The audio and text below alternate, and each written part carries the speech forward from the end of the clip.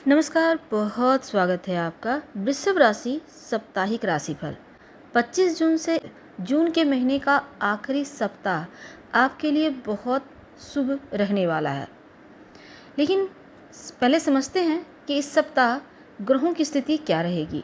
देखिए, मिथुन राशि में सूर्य चंद्रमा गुरु की युति रहेगी। त्रिग्रह योग का शुभ संयोग बना हुआ है।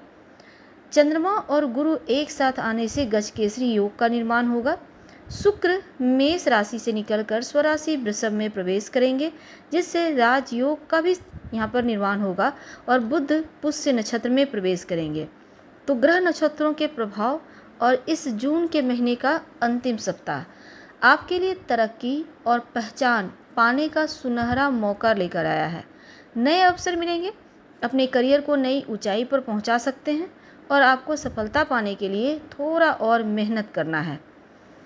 तो करियर के मामलों में, पारिवारिक जीवन में आपका भरपूर सपोर्ट मिलेगा। आपको रिश्तेदारों के साथ रिश्ता जितना बढ़िया बनाए रखेंगे उतना ही फ़ायदा होगा।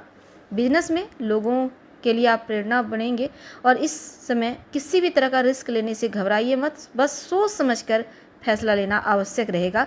अचानक से धन प्राप्ति के योग बनेंगे, पर क्रोध में आकर अगर आप कोई फैसला लेंगे, डिसीजन लेंगे, तब नुकसान होगा।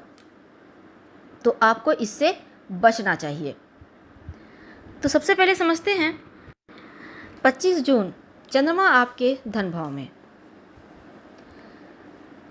अब देखिए, यानी कि मिथुन राशि में चंद्रमा, और यहाँ पर 27 जून तक रहेंगे। तो चंद्रमा का दूसरे घर में आना अच्छा होता है। तीसरे घर के स्वामी हैं और अपने से 12वें में बैठ रहे हैं। जो कार्य अटके हुए थे वो कार्य आपका बनने का मौका मिलेगा। गज केसरी योग बन रहा है, गुरु चंद्रमा साथ में है तो अच्छा है। बृहस्पति 11वें घर के हैं, चंद्रमा तीसरे घर में।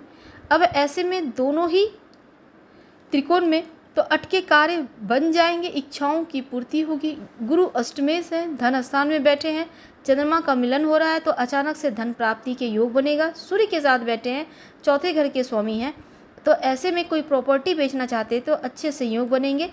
अष्टम भाव को देख रहे हैं।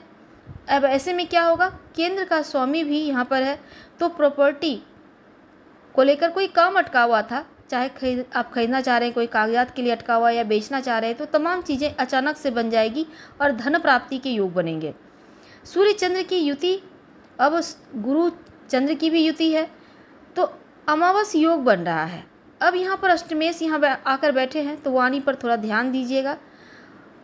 थोड़ा सा वाणी में आप मीठापन लाइए तो बहुत अच्छा है आपके लिए। आत्ममंथन करके आगे बढ़ें और बातचीत करते रहिए सबसे आराम से। हर कार्य बनता रहेगा, लेकिन ईगो वगैरह मत लाइएगा, नहीं तो चीज़ें बिगड़ जाएंगी। और इसमें कोई भी निर्णय बहुत सोच समझ कर लीजिएगा। वैवाहिक जीवन में एक दूसरे को समझने का प्रयास कीजिए। जो विद्यार्थी हैं, समय अनुकूल है, भाग्यशाली टाइम है, भाग्य का साथ मिलेगा। स्वास्थ्य के मामलों में थोड़ा सा हड्डियों का ध्यान रखिएगा और दांत का ध्यान रखिएगा तो अच्छा रहेगा। 27 जून के बाद चंद्रमा आपके तीसरे घर में आएगा, यानी कर्क राशि में। और यहाँ पर आने के बाद 27 को आएंगे तो 28-29 तक अब खुद ही अपनी राशि में है तो और बलवान हो जाएंगे धनेश पंचमेश के साथ, तो आपके लिए उत्तम रहेगा। आप बहुत बेहतर तरीके से काम कर पाएंगे। सप्तम से त्रिकोण है, कुछ नया करना चाहते हैं, कोई निर्णय लेना चाहते हैं तो बढ़िया उत्साहवर्धक समय रहेगा। रुके हुए कार्य बनेंगे। धन लक्ष्मी स्थान पे हैं तो यहाँ पर आपको भौतिक सुख सुविधाएं बढ़ेंगी, धन आएगा। चंद्र बुध थोड़ा सा कन्फ्यूज़न देंगे, लेकिन सूर्य और केतु मंगल, ऐसे में थोड़ा सा आपको ध्यान रखना है। कम्युनिकेशन प्रॉब्लम थोड़ी सी हो सकती है कुछ वृषभ वालों को, सबको नहीं होगी। ऐसे में बातचीत कायम रखें। दोस्त और भाई बहन के साथ बहुत ही अच्छा व्यवहार और सतर्कता से संबंध बनाए रखें। कभी कभी उतावलापन, थोड़ी सी चंचलता भी दे देता है बुध चंद्रमा, तो थोड़ा सा इस पर ध्यान रखिएगा, या इनसिक्योरिटी की यहाँ पर परेशानी हो सकती है। तो जल्दबाजी में कोई भी काम ना करें, बेवजह का विवाद से बचें तो उत्तम रहेगा। खासकर प्रेशर में आकर कुछ भी बोलने से बचिएगा। जो विद्यार्थी हैं, हालांकि उनके लिए समय अनुकूल है, आपको टेंशन नहीं लेना, पढ़ाई पर ध्यान दें। वैवाहिक जीवन के मामलों में काम कीजिए, एक दूसरे का साथ लेकर चलिए और ये समय आपके लिए अनुकूल चल रहा है। धन्यवाद।